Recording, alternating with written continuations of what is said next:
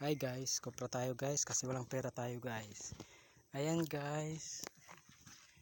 Ayan ang aking mga ngawit, taga Kawit Cavite. Ako naman ay taga Katipunan Road. Kaingin, Katipunan Road, QC. Ayan, dalawang salang po tayo guys kasi guys hindi magkakasya yung maliit lang po ang aming ang aming pausukan. Ito yung yung pagbabalatan pa. Ito naman kamuting kahoy para sa pansit bato. Ito, pansit bato. Ayan, ito ang tinatawag na pansit bato. Ayan, dahan-dahan lang sa pagkain dahil matigas. Kaya nga tinawag na pansit bato. Hindi ito ang tinatawag na pansit habhab o kaya pansit lapang. Ayan guys, naku, ang sarap.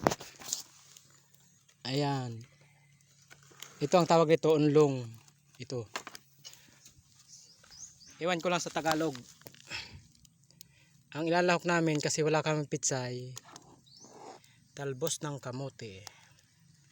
Pwede rin talbos ng kamuting kahoy, pako at saka malunggay pag walang pitsay at repolyo. Ayos na ang buto-buto.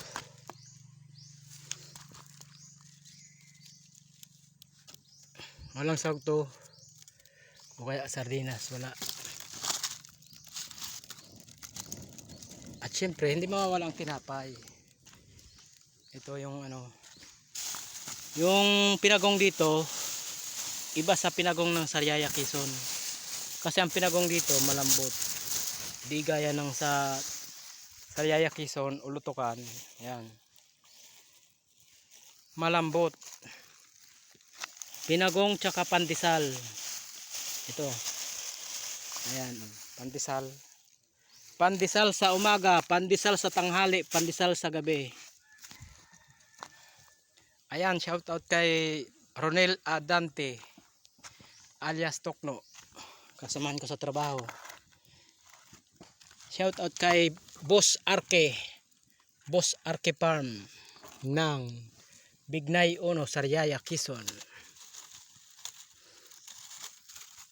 Ayan, shout out kay Adrian Gliena ng Tarumata 2, ang aking kaklase noong high school.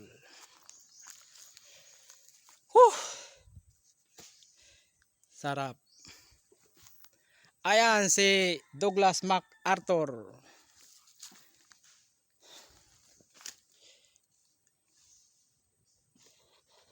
Ayon si Mauro, ang tagapagbalat ng nyog. Ayan, umaling bukay na sa init. Halo-halo. Halo-halo. Tikman ng malasahan.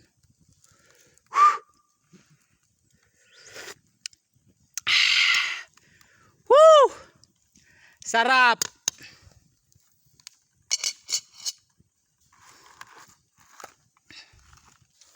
Ayan, ilalagay na natin yung panahog.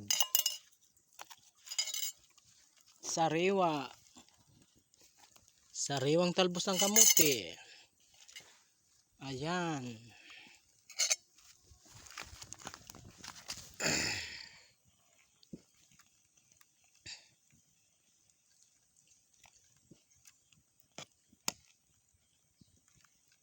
Sarap. Ayan.